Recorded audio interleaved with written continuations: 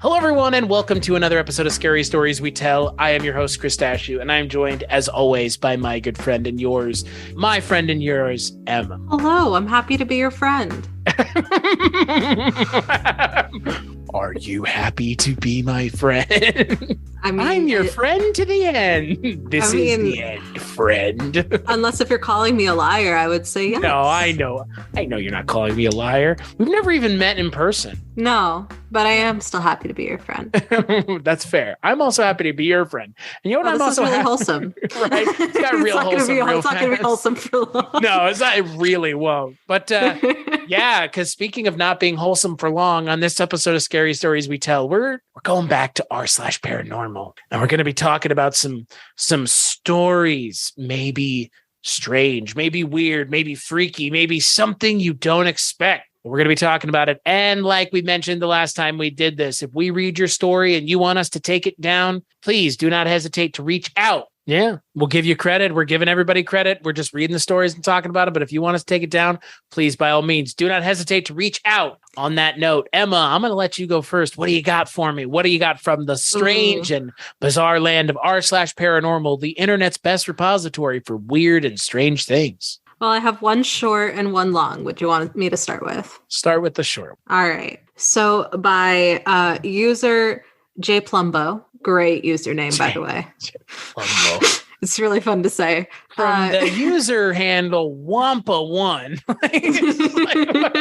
I mean, that's half of the fun here. It's just like, what is their handle? You know, big fat assholes. Like, yeah.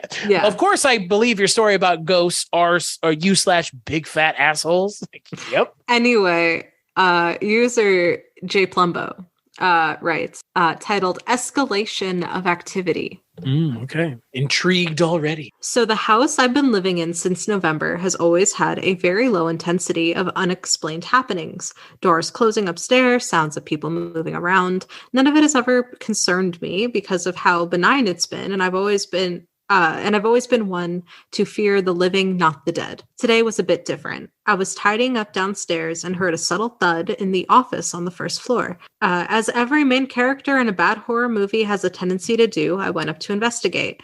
Walking into the office, placed perfectly in the middle of the chair, was a can of Lilt, a fizzy drink for those unaware. There is no drink storage in this house outside of the kitchen, and I've not had Lilt in years. It was certainly not in the room the previous night when I left the office, so I'm at a bit of a loss.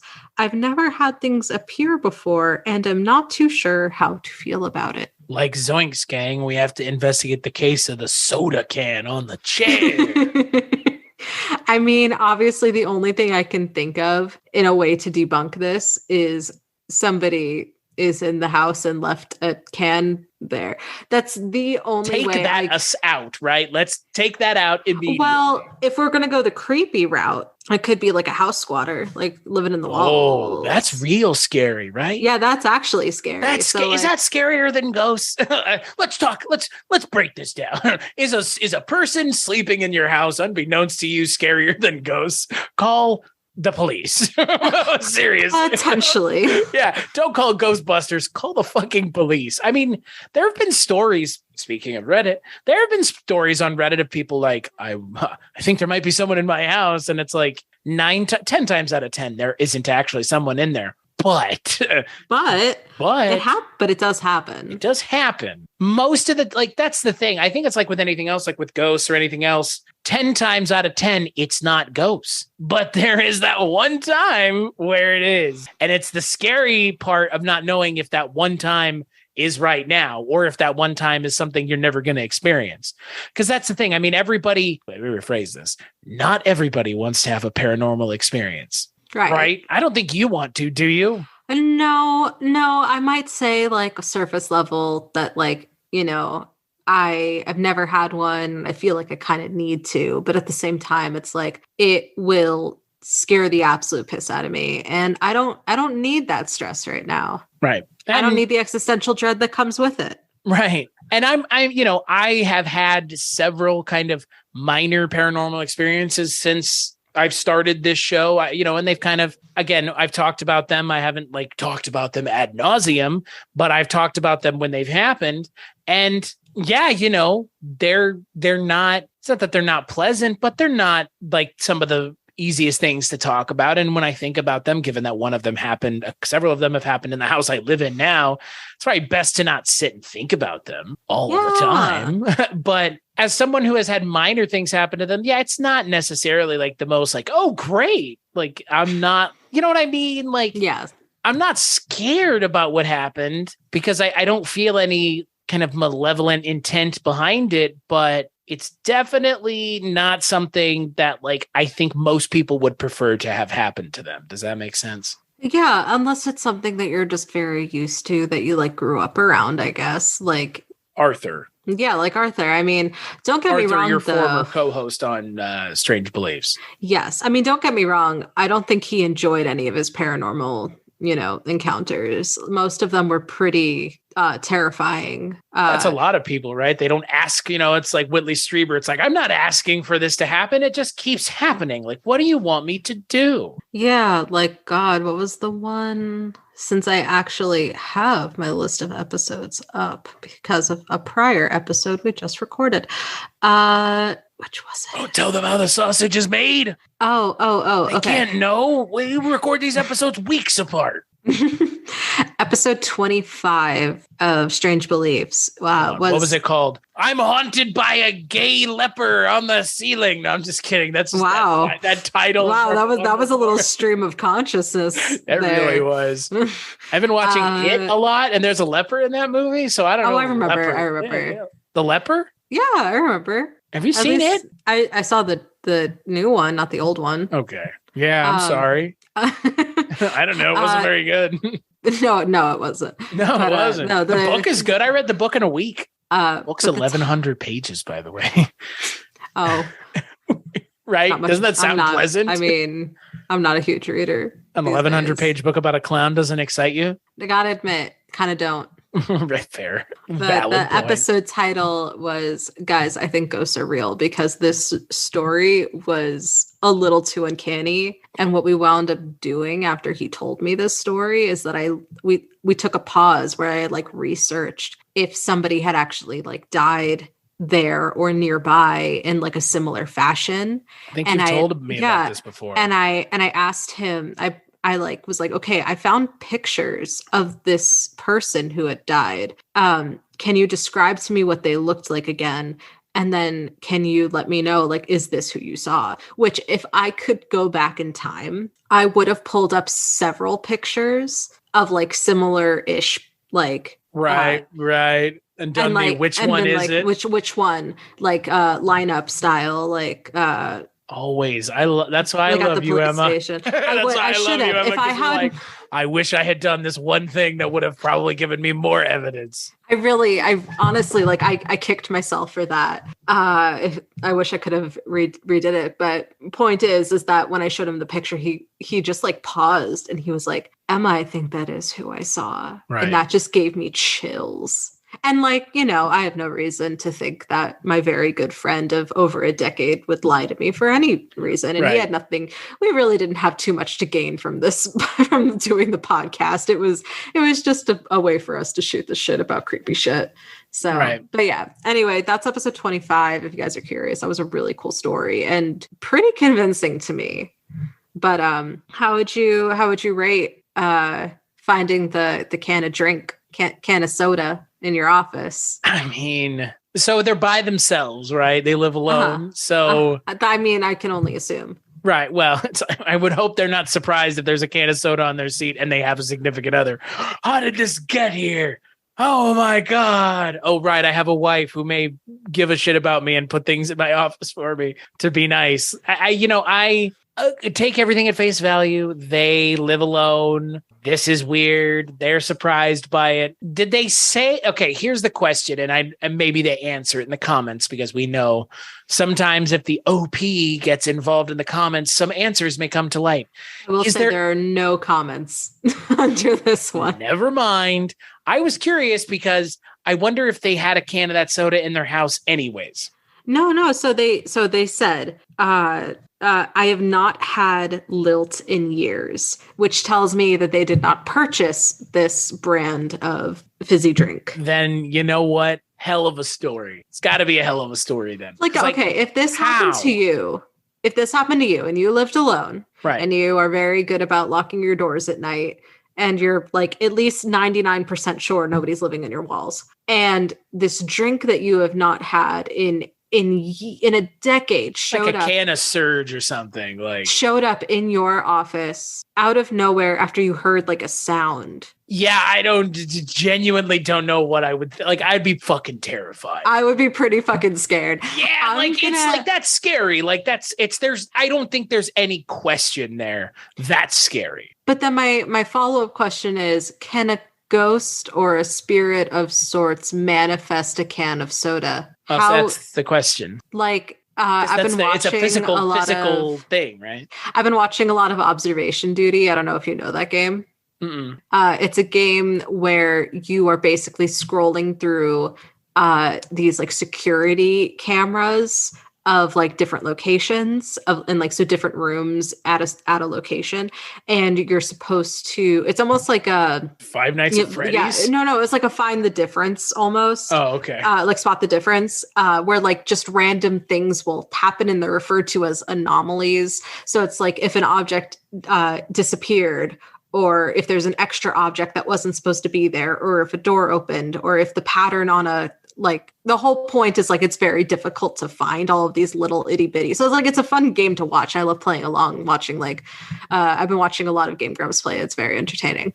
But so like according to that logic, there could very well be extra objects that just show up, but that would be referred to in this context as an anomaly. Do we think that that's possible? I mean, because like I'm sure we've all experienced like something feeling like it just goes missing, like in your house. Like you could have sworn that you just saw it yesterday and it's just gone. Well, and that's the question. It's like, did it shift out of plane, right? Because you brought that up the last time we did this, where it's like, vibrating at a different frequency. Mm-hmm. I wonder if that's what it is. I think I would be inclined to believe that. And I would be inclined to believe that because, like... Over a ghost. Well, okay, so that's the thing. Like, this doesn't sound like a ghost thing.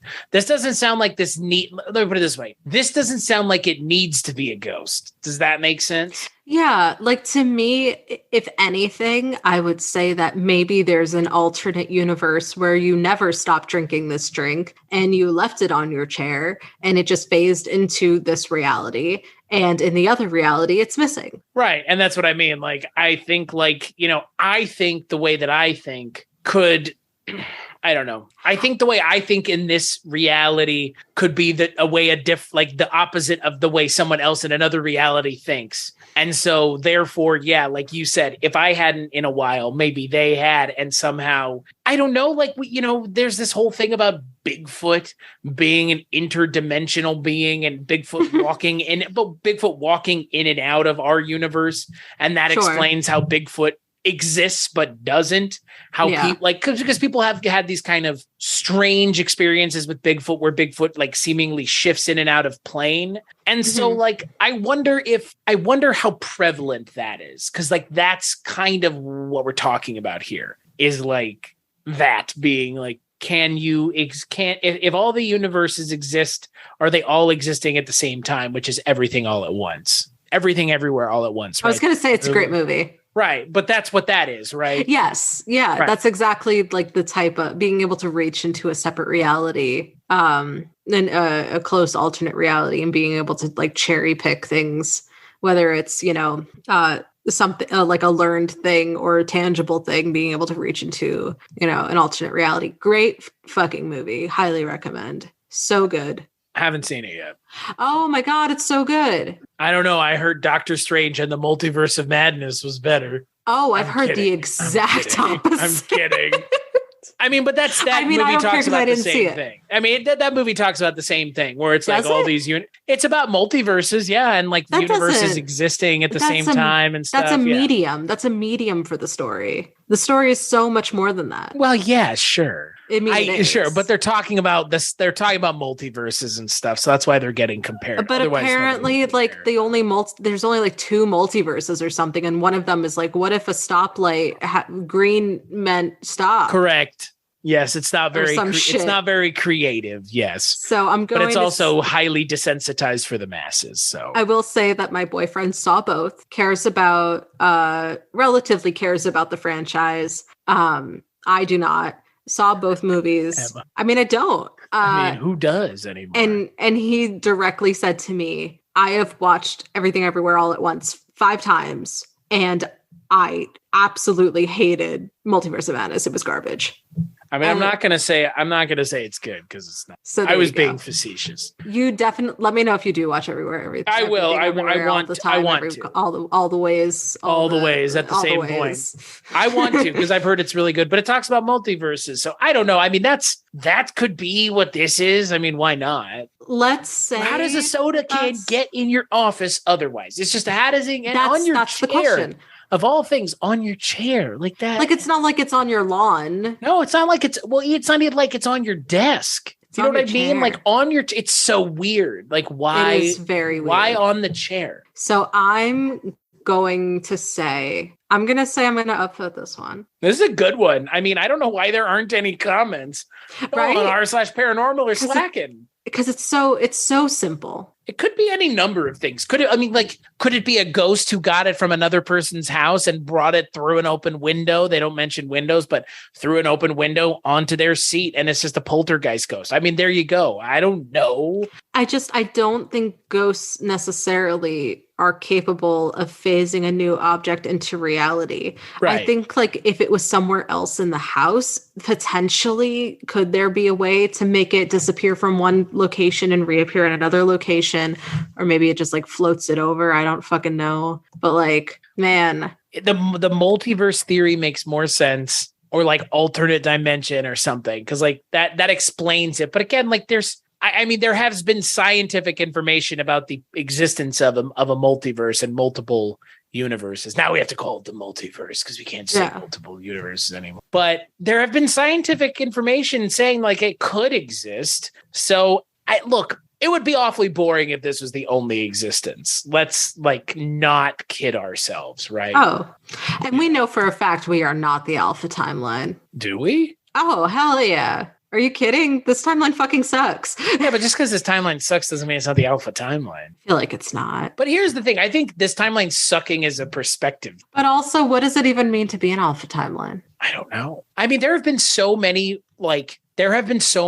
advancements, like socioeconomic, technological advancements in our lifetime that like people 100 years ago couldn't even fathom. And like people 100 years ago before them couldn't fathom the things that were being discovered while they were alive. It's like really hard to gauge because I think everybody's interpretation of reality is slowly coming undone. I think everybody's interpretation of reality is getting amplified and changed by technology and other things. I think the base timeline is gone. There was a time before technology where everybody's existence was essentially the same. Yeah. But now it's like this, like you and I have like, we talked about this offline, but you and I have never met ever. Our complete interactions have been through a technological medium that displays you to me as a 2-dimensional image. I've never met you. You've never seen me like in full profile before, really. Anymore. I've seen pictures of you as you've seen pictures of me, but like the way we interact is from essentially like our chests up. Yeah, and you've never seen my foot. And I want to keep it that way. Right. Exactly. And every time I'm just like, Emma, can I see your foot? And you're like, no, stop asking. But it's a perception thing because people 100 years ago couldn't perceive what we're doing here in their reality because there was no context for it.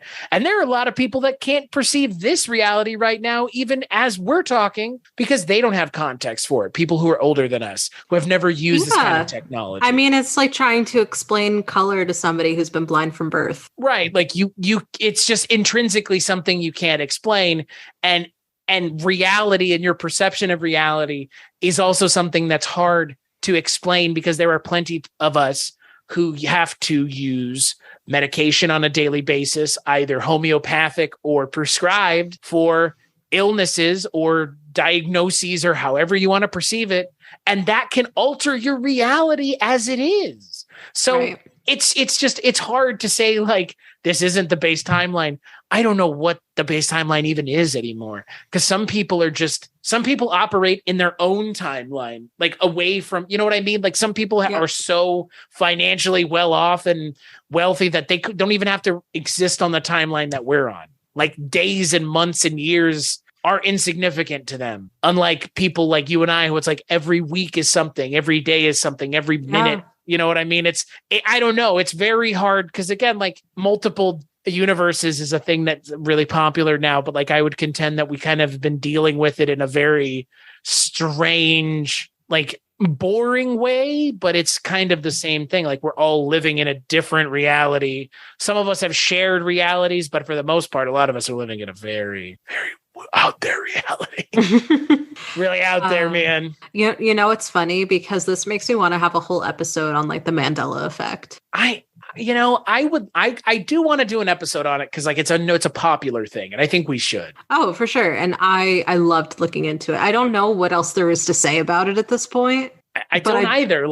But I do want to talk about it because it's cool. Yeah, it's another one. It's like simulation theory adjacent, right? Yeah, it's like somewhere between simulation and multiverse, I think. Deja vu. Yeah.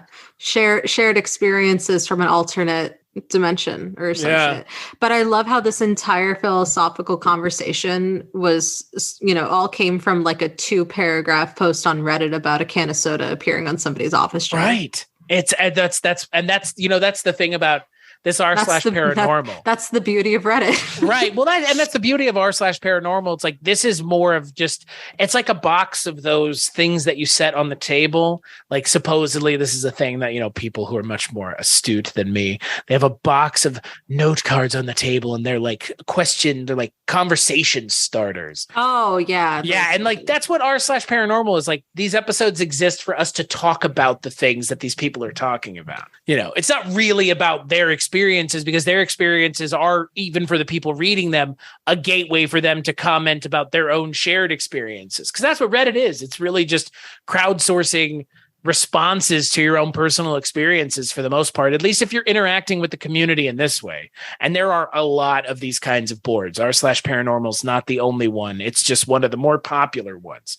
It's not the most one. There are some that are like get hundreds of thousands, millions of comments and stuff. I just think the name of it is very, very eye-catching. Yeah, r/paranormal. It's a good amount of syllables. Yeah. Oh, it's great. I like it. So my story comes from 8 months ago from Not Good Reddit Name, which I would disagree. That's a good Reddit name. That's a very good Reddit name. And their story's title is My Dead Neighbor Saved Me from Being Attacked. And it's 1.7K karma. So damn. Right. All right. That's pretty good. I think we just said the same thing in unison. Did we just have a shared experience? I think so.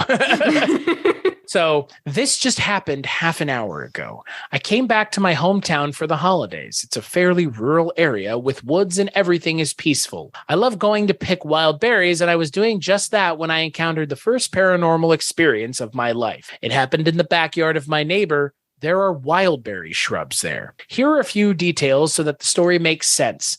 I used to have an old man who lived alone as my neighbor, and he was a very kind person. He used to give us those berries as candied sweets. He passed away due to cardiac failure when I was in high school, and his house has been empty ever since. I wanted to make those sweets for my family as a holiday comfort food, and thus went to his place. Now, as he passed a few years ago, there was a lot of undergrowth and wild grass in his yard, and everything was messy. I cleared some of the growth and made way to the shrubs, cleaning the place as much as I could, thinking about how clean he used to keep everything. All this time, I had a feeling that something was off and that I was being watched, but I brushed it off. I was 2 minutes into picking when I heard my neighbor's voice. I was sure it was him, saying I should be more careful and to pick up the rake immediately. It was as if I was fainting. Everything was fast or slow. I can't really explain that. But as soon as I picked up the rake, some homeless man tried to stab me with a knife. I used the sharp end of the rake to scare him off, and he kept shouting loudly. He ran off.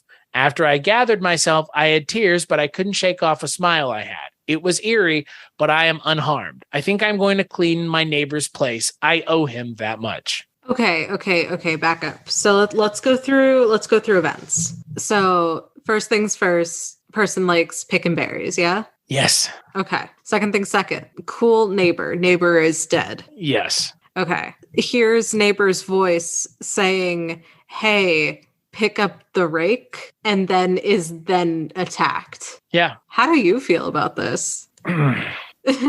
They're oddly undescriptive about everything that happened after they picked the rake up. I feel like they're so descriptive about everything else.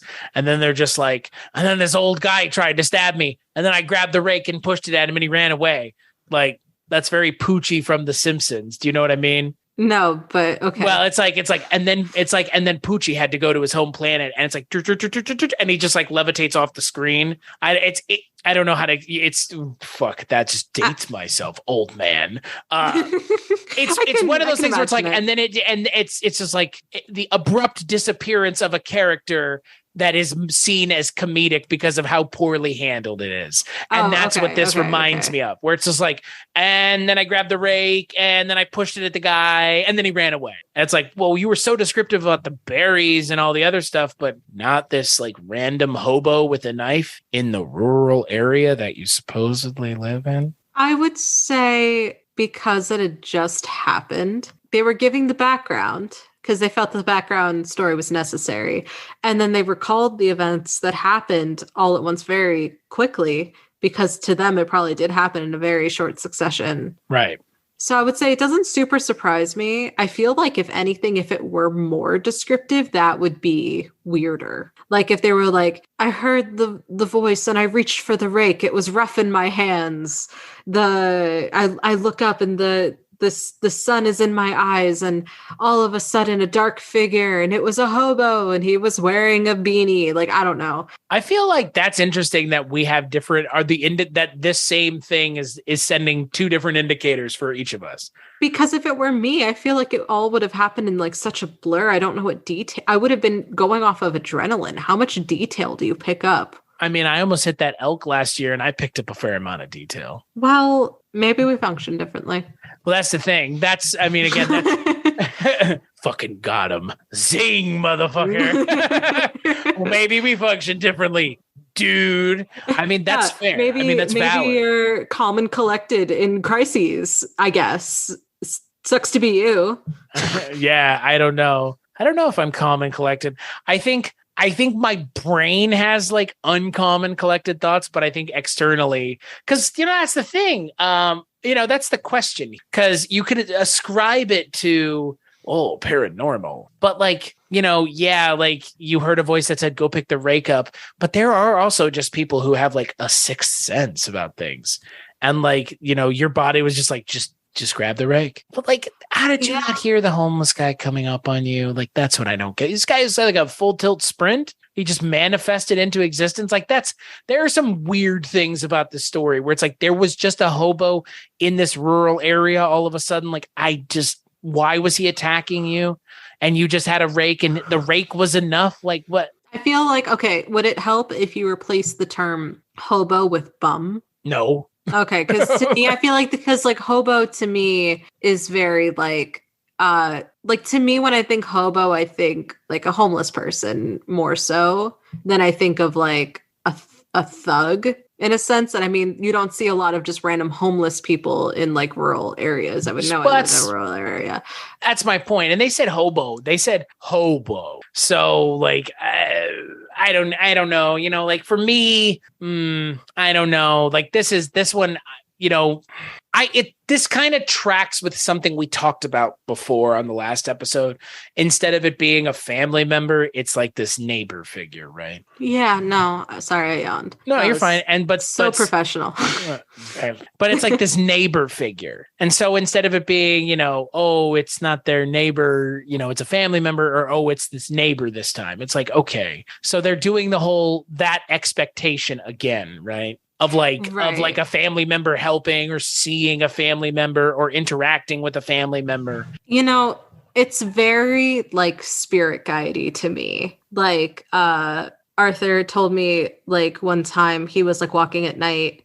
It was like really dark. There were no lights. I've been to his apartment complex, so I now I have a better picture of what was actually happening. But apparently he was walking and he heard and felt, I suppose his goddess urged him to like stop and like step to the right or turn to the right or something, and like so took out, you know, his flashlight and shined it, and there's just like a skunk like right there. Okay. So I feel like it's almost similar in that sense, like being told like a watch out of sorts before understanding what's happening or why you would need to watch out, and like feeling that and experiencing that, and then realizing what you needed to actually watch out for. And when I asked him about it, I asked him, was it like actually I asked him like, was it actually like a voice? Like, did you actually tangibly hear a voice? And he said yes. So, I mean, I could potentially see it as some kind of, you know, spirit guide that he took on, like this neighbor took on, you know, becoming a spirit guide potentially, or, you know, something along those lines. I'm not sure. I think the story in and of itself is a little out there for me as a whole. It's a little thematic, isn't it? But it's And also like lacking details, and just like it's kind of just like and then. I feel like I don't have enough to go off of the paranormal side of things. I feel like there needs to be more substance there. I'm going to give this one a downvote. Yeah. But I mean, if what happened did actually happen, or like maybe you do just have like a spirit guide watching out for you, and in that case, that's awesome. What if the hobo wasn't real and it was like a negative spirit, and it was a positive spirit and a negative spirit interacting with each other? Like duking it out, and you just happen to be caught in the middle. I don't know. I mean, I'm trying to find another way to explain this without it just being like, sounds kind of not on. It just sounds not. I give your real. Explanation a downvote. Damn. damn. I didn't like it. Sorry. Well, can't say I didn't try. No, you did try. I mean, it's an effort. Give me an A for effort. Nah, give me a C for effort. I'll give you a C. Yeah, I'll give you a C plus. I would downvote this one. This one's not great. Yeah. I like the idea of a neighbor. Like that was the idea. That's the reason I liked it, because it was like, oh, the neighbor, and like that's kind of cute. Right. And like, but then it's like when you finally get to the end of it, it's like, but man, like you're just kind of leaving some stuff out that needs to be there. Yeah, no, the more you talk about it, the more I agree. So I have a longer one for you. Go for it. This is by user little Katie _E, who writes, there may be a mimic in our house. Okay. So they say, not at all familiar with the supernatural. If this is indeed what we may be dealing with, which is the explanation that we're leaning towards. So this started when my boyfriend was over yesterday. He had picked me up from work and I went to shower. I was drying off when he opened the door and handed me my underwear. I told him that I appreciated the gesture, but I had underwear in the bathroom already. He also jokingly snapped at me with, you freaking called me from downstairs to bring you these. You better take them, woman, which is a little aggressive, but apparently it was a joke. I assumed he was joking, so I just took the panties from him and told him to go back downstairs. Didn't think much of it. Next thing that happened was a couple of hours later. My roommate was getting ready to leave for a date with one of her friends when I heard her calling me from the bedroom to help zip up her dress. I trotted over to the bedroom to find nobody there. Not only that, when I saw her leaving the bathroom, she was wearing jeans and a tank top. Nothing that I had to zip. I told her that I heard a voice coming from the bedroom and she looked very confused. She went in and looked around. Her TV was off, her computer was off, there was nothing in the room. The next bit came around 11 p.m. My boyfriend and I had been watching Netflix and I had a craving for ice cream, so we drove to go get ice cream. After ice cream, we sat and watched an acoustic show for about an hour and a half before heading home. When we got home, we went to the bedroom and fell asleep watching TV. We woke up around 7 a.m. When he had to leave for work. My roommate was already up and made a joke that we must have really been going at it the way you were shrieking last night. We did not have sex the night in question. I didn't know what she was talking about. When we were alone, we discussed what was happening. I was initially the one to draw the strange conclusion based on what was happening. The underwear thing, the dress thing, and the shrieking thing. She's a big believer in this kind of stuff, so she seemed open to the fact. The last bit of weirdness came when we were doing our evening meditation, both Wiccan, and we could hear speaking from the hallway. It was between two people. We broke concentration and listened. I'm not dumb, so I considered it was an intruder. Then, clear as day, through the door, we hear, "Night, y'all," and a high-pitched giggle.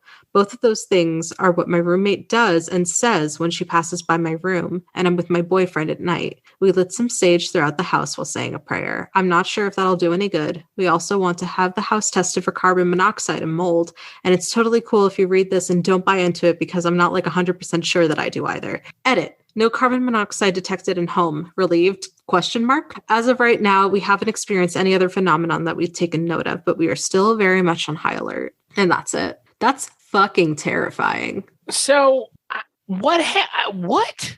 Okay. Several instances where there's three people. There's the poster, who I'm assuming is female, and her boyfriend. Right. So those two.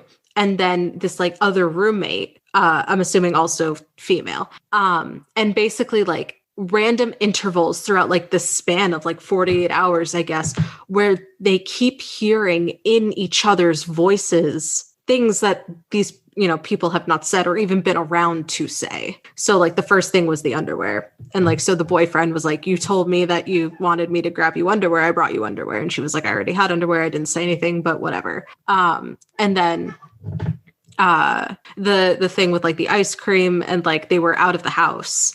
And the friend was like, "Wow, you two must have been, having some pretty rough hanky panky because I heard you screaming." And she was like, we didn't. We were out and like then came home and immediately fell asleep. I have no idea what you're talking about." And then the female roommates were meditating and they heard talking outside their door. And then in the girl's voice, one of the two girls' voice, hears one of them say like "night" in her voice, and she's sitting right there. That's fucking terrifying. So what do you think? I say leave the house. I say leave the house. Oh my God. I'm Emma. Leave the house. Not worth it. Not worth it. Get out. Not what would you do? But yeah, no, it's fucking terrifying. I give this one an immediate upvote. How the hell do you explain that? Good storytelling. A very elaborate prank. Or good storytelling. The only thing I can think of is a very elaborate prank. And like maybe the boyfriend had just been like playing shit around the house and like being like, "You asked me to bring you underwear." It's too specific to be that. That's like way too specific. We both know that, right? Like that's way that's more implausible than it just being a mimic. I will say that if it is like, the boyfriend playing a very elaborate prank, that's extremely cruel. Right. That's my point. Like nobody would do that, I would hope. So was a mimic a ghost then? Like what are they claiming? It's a spirit? I don't know. A demon? I don't know. What is them? You know what? I'll Google it. Are you Googling it? I guess. Are you going to Google it? I'll Google it. What is a mimic supernatural? It's a supernatural creature. It's I have heard of skinwalkers, but that's more of like a physical. Right. That's like Wendigos and stuff. Like those are shapeshifters, but that's not what they're talking about here. But yeah, no, an entity. I think like the closest term would just be an entity, just a type of malevolent spirit or a spirit that just really likes fucking with people. So it's like a poltergeist. So they're more saying like, do we have a poltergeist? I don't know. I mean, are we haunted? Yeah, sure sounds like it. Sure fucking sounds like it. Yeah, for sure. I give this one an upvote. It's a good story. There is that. I think it's too good of a story in a lot of ways. Like I think the story is really good, which means the rough edges are not on this story the way they have been on some of the other ones. You notice that? Yeah. I mean, I'm looking through some of the comments. I mean, like this one has a lot of comments. Sure. Unfortunately, the top thing that I see is some asshole saying, "Well, the Wiccan part made it very clear you're a troll." And so the original poster literally responded with, "How is my religion making me a troll?" Which I mean, I like bringing to light random people being harassed on the internet. Lol, Wiccan. What does that have to do with anything? What? Because Wiccan's not a religion? That's not the case. That's far from the case. Wiccan is actually definitely seen as a religion now. Yeah, like fuck you, people on the internet. Come on. But I want to see if there's anything else that this person responded to. It's not the best story, but it's definitely the most thematic story that you have read. I will say this one is possibly the scariest one. It could also just be that as it gets later at night, I'm getting more easily spooked. But I would say this is probably the scariest one that I've read so far. Yeah, well, that's what I mean. It's like the most thematic. It's the one that has the most scariness to it. It feels genuinely scary, right? Yeah, and I mean, like, reading it made me uncomfortable in a sense. And so that's why I'm just like, if it's gonna make me feel like that, I feel like at that point, like, because I mean, like, you can read like scary stories and watch like horror movies, and it's like, all right, we get it, it's whatever. For something to like actually make me nervous at that point, you. Yeah. So I mean, okay, so here we go. This is one person who responded. I love their username, Sexy Snack. That's a good username. Great. There are several entities that can mimic, and they tend to hang around people who have welcomed them into the house. It could be a demon or a skinwalker. If you have an animal in the home, odds are it's shifting into whatever animal you have there in hiding. So let's see. They also tend to remain hidden and avoid contact. The only way someone can have a skinwalker on their ass is if you have angered one and it is now stalking you. The demon thing, however, is easier to deal with. The skinwalker, not so much, seeing essentially a human using quantum physical to alter their appearance. P.S. Quantum physics is essentially the explanation to a lot of the paranormal shit we see. This is new. The world, or really... I mean, this is what we were talking about, though. Yeah, the world, or really the universe, is filled with large quantity of things we can't see or even understand, yet they exist well beyond our vision. And the original poster responds, to be fair, if our kitty turned out to be a skinwalker, I'd still love him. I don't know. This person seems real genuine. I'm giving this a big upvote. Yeah. I mean, you know, she ruled out carbon monoxide, which could be a cause for hallucinations, same as the mold. Ruled both of that out. I mean, like I said, the only other thing I can think of is that this is just a very elaborate prank. Like, with hearing her voice, like, outside, it could potentially be the boyfriend playing a recording on his phone. You know, like, I don't think it's that. I don't think it's that. Taking everything at face value, like, I think it's, I don't know. If I had to assign a different meaning, I would say a very horrible, elaborate prank. If this is all true, I'm leaning more towards it being paranormal of some sense rather than a prank. If this story is 110% true, I'm leaning towards paranormal. That's fucking horrifying. Yeah. Oh, I completely agree. I think that this is probably on the paranormal scale. It's definitely, again, if you take the story as legit, it's pretty scary. It's a scary story. And it's, I mean, if you were in your house and you were talking to your significant other and they were responding, and then you were like, hey, you remember when you responded? And they were like, no, I'd be fucking terrified if that kept happening. I would. That's pretty scary stuff, right? Work on some call and response with your wife. Let me know how it goes. Right. All of a sudden, just an answer. And, you know, and that's the thing about something like this. Like, we've all seen those movies, you know, Ghostbusters 2, Men. I mean, there's plenty of movies that have these call and answer sections where somebody calls out something and they get a response and they answer an echo. And then all of a sudden they call out and something happens and it's like, hello. And then it's like, bleh. Like, that shit scares me. Yeah. That scares me. And that's this in a lot of ways. Like, it's this, like, this is unsettling stuff. So do you have one that's on the same level? Or maybe a little bit more lighthearted to bring us home? No, I have one that is the comments for this one. This is a lot of upvotes. This is from 10 months ago. And this one is pretty scary. So hell yeah. We're gonna go out on a good one. This is a pretty long one too. So so this is from the U/Wispified from 10 months ago, 2.8K upvotes. And the title is Our Bizarre Experiences with the Forest Behind Our House Eventually Forced Us to Move Out. So that's, I mean, there you go. Like, that doesn't set the stage here. I don't know what does. So yeah. I was 8 years old when we first moved into the house on the edge of the forest. My parents had their doubts about buying a house with a backyard bordered by forest. They had concerns about wild animals getting into our bins or hurting our dogs, and we were worried one of us might go too far into the trees and get lost. But it was cheap. My dad liked the seclusion, my mom loved the house itself, and my siblings and I were excited about playing in the backyard and exploring the forest. Our first sign that something wasn't right was that our dogs were absolutely terrified of the forest.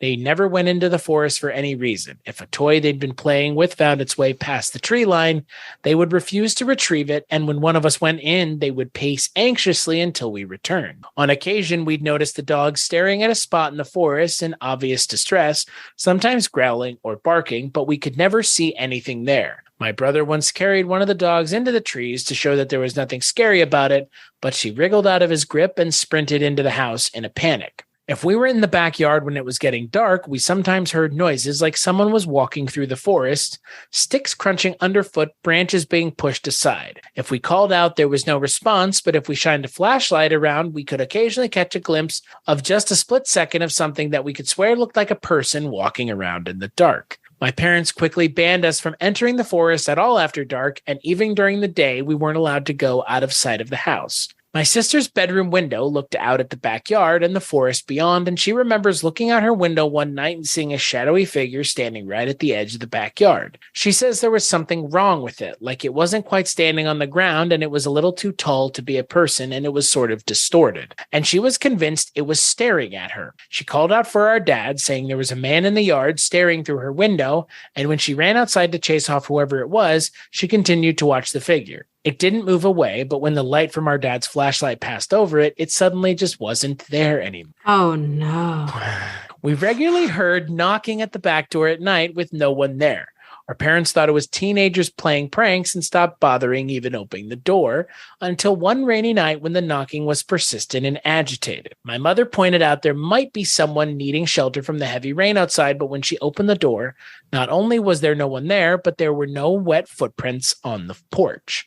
The knocking continued the whole time we lived there. It would happen several times in the span of a few weeks, and then stop for months, then start up again. My parents eventually installed a security camera, and there was never anyone at the door. The camera wasn't all useless, though. About 3 years into living there, my brother started having night terrors and sleepwalking. When he went sleepwalking, he would always go out the back door and start walking towards the forest. No. My mom, being a light sleeper, would hear the door open and would run out to get him before he made it into the forest. After the third or fourth time it happened, my brother asked to see the camera footage because he wanted to see how it looked when he was sleepwalking. I guess it'd look funny. I guess thinking it'd look funny. The footage showed him walking out onto the porch, then pausing as if listening to something and shaking his head, then reluctantly walking forward as if being pulled or forcefully guided by something. One evening, my dad was in the backyard and he heard my sister calling him from the forest, seemingly in distress. Thinking she'd gone exploring into the forest and fallen over and hurt herself, he ran in and started calling to her, but quickly realized it was too dark to see and he couldn't pinpoint where her voice was coming from. He told her to wait where she was while he grabbed a flashlight. When he ran back into the house for the flashlight, he saw my sister inside, safe and completely unconcerned. At the time, my dad hadn't told us about hearing my sister's voice in the forest, so when I heard my mom's voice coming from the forest months later when I was outside with the dogs one evening, I didn't quite question it despite the fact I had just seen my mom inside recently and hadn't noticed her walk past me. My mom was calling to me, saying she'd gotten her sweater caught in the branches and needed me to come in and help her. As I walked in, the dog started barking, alerting my dad, who saw me through the window wandering into the forest. He came outside and called to me, and I said I was just helping Mom. He yelled back that Mom was inside and I needed to run back to the house as fast as I could, which I did. After this, my parents had a fence built around the backyard and started looking for a new place. In the time between the fence being built and us moving out, it got way worse. We'd hear knocking at the door more frequently, as well as tapping on the windows as if someone was walking the perimeter of the house and trying every window. We would often hear scratching and scraping sounds on the fence and voices beyond it. My brother's night terrors got more frequent, and one night my mom didn't hear the door open when he went sleepwalking, and he woke up standing at the fence, staring into the forest with the dogs barking at him. The last morning we spent there, less than 4 years after we moved in, we woke up to find the back door fully open and the security camera footage showed it slowly swung open on its own. Since moving out, my brother's sleepwalking has stopped, though he still gets the night terrors and he suffers from pretty severe anxiety. A few nights ago, he called me out of the blue, and after a bit of small talk, he asked me if I think the door being open the final night means whatever was out there finally got in. He's trying to make light of it, saying he was getting into the spirit of Halloween, joking about how maybe we should all get exercise just in case something latched on to all of us years ago. But I think he's deeply bothered by everything that happened. I know I am a little still. I know I still am a little. I still get nervous around dark wooded areas. I don't know what I was thinking out there in the forest behind our house that one night, but I get the feeling, given the chance, it would have swallowed us whole. It's really good. Shit. Like, it's so good. It's such a good story that it's no way it's real. There's no. That's what I was honestly like. You see what I mean? Like this is too well written. It's too good. It's too enthralling. Like, what point were you just like, oh my God, like this is fake? Like, it's at some point it sounds like a movie. Yeah, exactly. And I was thinking that, God, what point was it? It was. I think it was like when the sister had seen it outside and the dad like trying to flashlight. Yeah, I think that was like really like the okay, like terrifying, but like okay.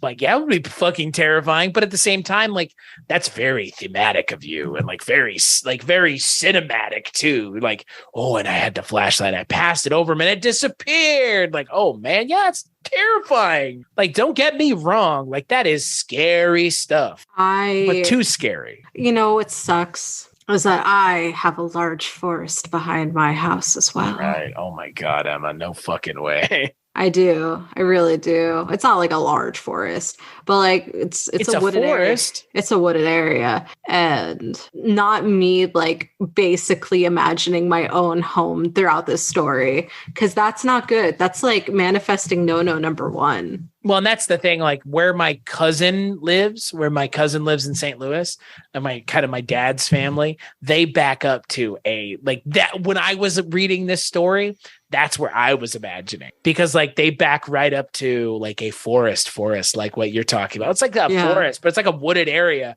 and there's no houses behind it. So it's just like, I will say, luckily there are houses. It's like a okay, so my house is, nobody can say this. My house is here, and like we have like a backyard, and then it's like forest, and then somebody else's backyard and house. And like that's sort of, the forest is sort of like that. And so like there's houses here as well. Right. So like it sort of like borders our property in it's not infinite. Right. So or like this story where it's like probably there's a couple acres of trees or something. So like I guess that helps a little, but not much. Well, you know that at some point on the other ends of the woods, there's going to be another house. Luckily.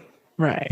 I mean, with where my cousin lives, I have no idea. Like I said, I will tell you that this story, when I read it, like, and when I was reading it now in my dark office, like it's pretty spooky. It has shadow creatures and, people, hearing noises at night. And then it's got the mimic thing. Like that was, I was going to say the whole mimic thing. That's why I wanted to do this one after you read that one. Cause I was like, okay, I had a selection of them, but I wanted to reinforce the mimic thing. Cause man, that's scary stuff. Mimic. I think the hearing somebody that you care about and finding out that it is not them, especially like when they are right there. Right.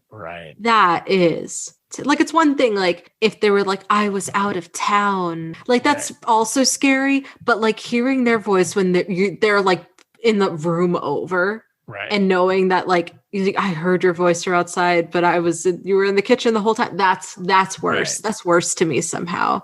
Or like you're sitting in the living room and you hear them in the kitchen, then all of a sudden they walk through the front door and you're just like, what the fuck? Yeah. Right. Yeah. Like stuff like that's real scary. Like that's scary. And like, that's what this story kind of, I don't know. I was trying to think, cause like I asked you, like, what's the part where you kind of were like, oh, this is fake as hell. For me, it was like when the dad was like, I heard the sister in the woods and I went out there, and she was like, that's when I was like, man, this is so fake. Because you know why? Because it's so scary. Like, it's just too scary. If this is real, actually, you know what it is? If this were real, there's no fucking way you would have stuck around this long. Yeah. Knocking on the windows every night and scratching and shit. Like, holy shit. It sounds like a repost from r/no sleep, honestly. It kind of does, doesn't it? And just like the title, I'm not going to sleep. Yeah, and that's the thing. Like, it's scary, and it kind of traffics in a lot of things that I think are scary, which is Wendigos. It kind of has like a skinwalkery. This is like a skinwalkery thing more than your story is, because this is like just disembodied voices, right? Creatures in the woods, and like, oh, I could have swallowed us whole. Like, yeah, fuck, it could have. Like, it could have been a monster. Like, and Wendigos, eat people. They eat human flesh. So, I mean, yeah, that's scary. That's a good premise for a movie, isn't it? Like, I would watch this movie. I mean, it would be cool, right? Like, it would be a good premise for a movie. You want to know what's funny though? I feel like this might be like the first episode that we've done that I really feel like these are scary stories we tell. God. Yeah, this is scary. This is a really like, that's a scary story. Like, even if it's not real, like, it's pretty fucking scary. It's enough to make me want to run up my stairs when I go to bed tonight, like, for sure. I was like, you saw me looking around when I was reading. Like, it was making me a little. It was making me a little anxious. Oh, are you seeing me on the other end? Like, fucking, like, fuck. And that's the thing. Like, it has all the hallmarks of stuff that's really scary. Like, the brother sleepwalking. It's sleepwalking and the door opening, and we built a backyard fence to keep the thing out, and then all the dogs are barking all the time. It's like every single thing. There's they're checking every box. They missed one. What did they miss? The birds hitting the windows? No. The toddler that's seeing things. Oh yeah. They're like adult children in this. So yeah, it's like, mommy, I saw blah blah blah. Playing blah, blah, with blah. my invisible friend. Yeah. Yeah, they did that in Amityville, and and like Conjuring and everything. Oh, I saw them. They're playing with me. It's like, this is a fucking horrifying, like, run. No. Oh my God. That was just, I told you, these were scary, really like horrifying stuff. My goodness. You know what? And that's my question to you. Here's my question to you as we close this episode. How long, what would it take for you to leave a house that's haunted? What would it take? Because these people in some of these stories that we've read, like in this last one, like, these people were on the precipice of hell, and that's what it took for them to leave. Like, if that kid actually was being lured in by something in the woods, he could have died. Theoretically. I would venture to say it has to be more than a can of soda on my chair. It's fair. But significantly less than hearing voices of people I care about that don't belong to them. I would say that it would take a lot less. Like, if it was like a 1 or 2 time thing and then it never happened again, I'd be like, all right, fine. But if it was like happening over the span of like even 3 days, I would book it to my boyfriend's house ASAP and be like, Mom, Dad, please don't die while I'm gone. Let me know if this continues, because I can't fucking be here right now where I will lose my shit. I have a very low tolerance, I think. Like, I love joking and like reading, paranormal shit. And like I've said, I've never really had a paranormal experience, but like, I am definitely the person that can like freak myself out. And like, if this shit were happening, like, there was like one point where like I was like sleeping, like I was much younger. I think I was like high school age, and I was like sleeping in my room, and I was hearing like a lot of scuffling sounds, and it was like keeping me up, and I was like I was like hiding under my covers kind of shit. And like my dad was like, yeah, no, we have mice in the walls. And like, even that, like, wound up having to put in a couple traps, and then everything was fine. But like, that, just hearing like scuffling sounds in my walls, that was more than enough that if that kept happening and we like set up traps and like nothing stopped or slowed down and it got like worse, it wouldn't take me like more than a fucking week to book it. That's fair. What about you? What's your capacity? I think that, I think I'm in the same boat as you. Like, I think my capacity is a little higher, given that I have had things happen in this house to me. And I have seen things in the basement of this house. I'll go on record. I know you told me that. I've said it before. I'll repeat it here for new listeners who may be just now finding our show. If you don't want to have to go and sift through the old episodes, I'll tell this little ditty right here, at least a little part. There's Chris Gets Ghosted. There's an episode on your show. There's an episode on my show. Go listen to those episodes if you want to hear us talking more ad nauseum about this. But there was a point when I had returned from the Zach Bagans Haunted Museum adventure that I took in 2018 with a friend of mine, where I went to Las Vegas and Los Angeles on a road trip. we got back here, passed out. We drove like 28 hours straight. And next day, we're hanging out in our basement playing Rock Band. That's something that I like to do. And the basement, you can have lights, some of the lights on, some of the lights off. I have the lights all controlled in our house by a Google Home. And one of the lights was on, so it was kind of casting light against the wall, but there's like a shadow in the hallway, and I'm standing in the center of the room, and I can kind of see the hallway, and I keep seeing something out the corner of my eye standing in the fucking hallway. And it's just, and I said something to my friend. I was like, John, I am seeing something out of the corner of my eye. And this is after and again, I don't, the Zach Bagans Haunted Museum, we spoke about it on our Cursed Objects episode. So we've talked about kind of some of the things there maybe aren't on the level, folks, but whatever, that's beside the point. But there are some things there that have to be haunted just by sheer number of things. Something there has to be haunted. And we had some kind of weird experience. One of my friends, after he saw us when we were in Los Angeles, his chair in his office that's like 1,000,000 pounds and impossible to moved on its own, apparently, and was like in a weird spot in his office when he came home, which is legit actually happened. And he was like, hey, I think something weird happened at my place. This is within like 2 days of us leaving Vegas. And I kind of had, a strange experience with the museum, but kind of an experience with this mirror. And the mirror has kind of been debunked. But again, like I can't disprove what I saw. I could just say that the mirror has been debunked, but I know what I saw. And then this whole stuff happens when we get back, and it's just like, did shit follow you? I don't know. And that's the thing, like this when you told me this story, you didn't tell me in the order of you went to the museum and then everything went down. Right. Cause I don't want to give that museum the power of that. Cause I don't want to think it's that. I don't want to think it's that, but at the same time, like to leave that part of the story out is to not do the story a service. But I don't want to give him that credit, given that we talked about it on the Cursed Objects episode. You know what I mean? Fair enough. Cause I can't say it's not that, but I kind of don't want to give someone else credit in it possibly being that. You know what I mean? So if that had gone on for another few days, would that have been enough for you to say, like, I'm just going to leave for a while? Well, see, that's the question, right? Because seeing like a shadow thing out of the corner of your eye is scary, but it's not enough. I didn't have any interactions with it. It's not like it walked up to me. It's not like, again, it could have just been something out of the corner of my eye for all I know. I mean, I'm not one to discount even the most simplistic of explanations, like literally just you're seeing something out of the corner of your eye. So, I mean, to say it couldn't be that just boringly, I think is not out of the realm of possibility. But at the same time, like I've had other things happen in this house that I can't as easily explain away. So kind of as a package, as a portfolio of hauntings, I think they kind of all work in tandem as kind of like, I think there is something, I don't know what it is. It's been a while. It's been rather quiet, knock on. I mean, we'll see if after tonight it picks back up. Yeah. And that's the thing. Like, it's one of those things where now that I'm thinking about it, like, am I going to manifest it happening? Because that I kind of feel like there's a possibility of that too. Got to take a moment to imagine a white light around you or some shit. I've read that before. Right. I like how you were really sincere there for a second and then just went away. Listen, as it approaches 1 a.m., my just like the rest wanes. of your generation. Disillusioned and nihilistic ultimately at your core. At my core at 1 a.m.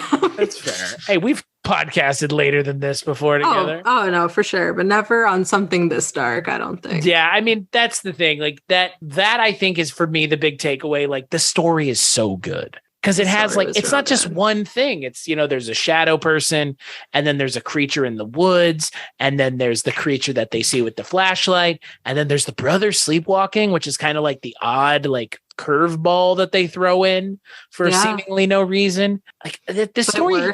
It kind of works. Like, cause it's again, like the stakes of like the brother going into the woods on his own. Like, how many people were calling it fake in the comments? Oh, that's the funny thing. Like the next question I wanted to ask you was, how many people do you think actually bought this one? Because more than you thought. Nobody. Most people are like, it's really good, so it's fake. Like most people are like fake. like fake. Some people spell out fake, all letters like FAKE with spaces. Yeah.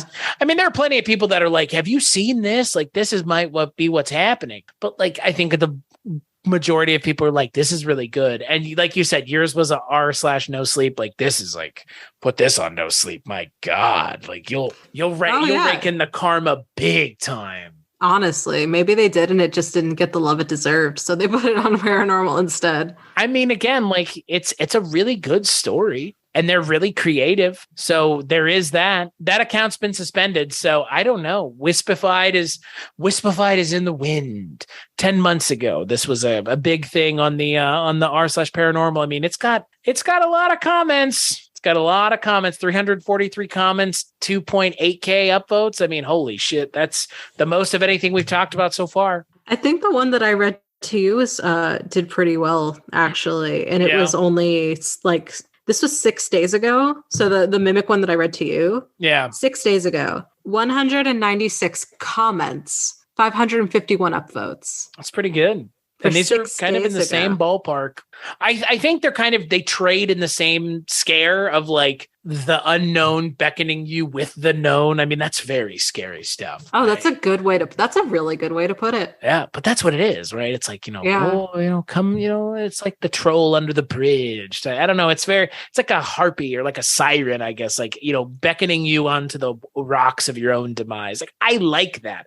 That is very scary. But I mean, maybe that one you told maybe is a little bit more believable, but they're both like very, very, they're like soaked in something that's like, I've heard this story. I've seen this story. There are people who have done this story in film. And yet it still is fucking horrifying. Yeah. I mean, that's the thing. It's like, not to take away from anything about, like where it came from or who made it or what were the intentions or the validity of it, but it is scary stuff. Like this is pure octane terror, 100%. Like, this is scary. And I don't get scared by stuff. But even I was like, oh, and so you put yourself in, I mean, it's the way that these are written too.